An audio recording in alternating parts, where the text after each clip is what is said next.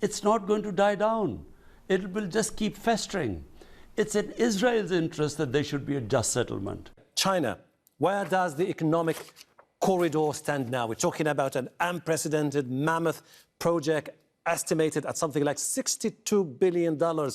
Many are hoping this is something that could change the face of your country. You've been skeptical about some aspects of it. You wanted to renegotiate some aspects of the deal with the Chinese. Has that been reworked with the Chinese counterpart? I don't know whether you've come up with these ideas about not being happy or trying to renegotiate.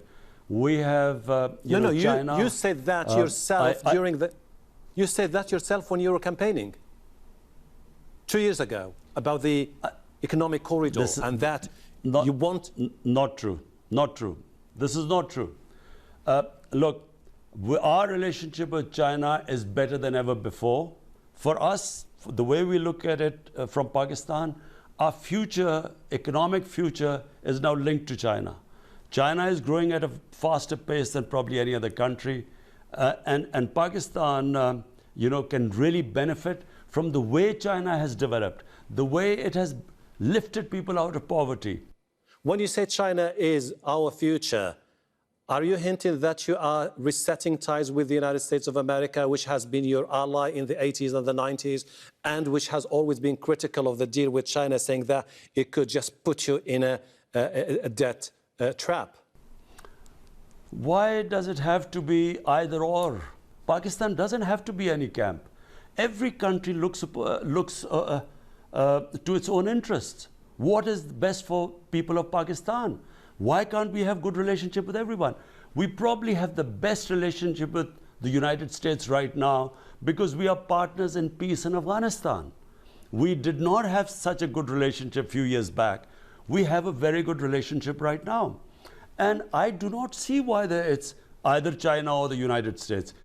Mr. Prime Minister, this is going to be my last question to you. If you remember those who voted for you, those who had faith in you, those who saw you as an outsider, not affiliated with the traditional political dynasties of Pakistan, those who had genuine hope that Pakistan tomorrow will look different. We're still talking about domestic issues here, Mr. Prime Minister. I would like to talk about the freedom of speech, which is under attack in your country. I still remember when you said repeatedly in the past, there is absolutely no way that media freedom or freedom of speech would be curtailed under my watch. It's now being curtailed under your watch, Mr. Prime Minister.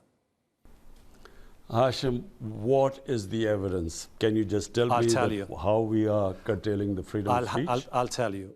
International human rights organizations, as well as local organizations, are talking about a trend where journalists, activists, critics have been intimidated, silenced, kidnapped, to the point where they are saying that Pakistan has one of the worst records in the world for enforced disappearances.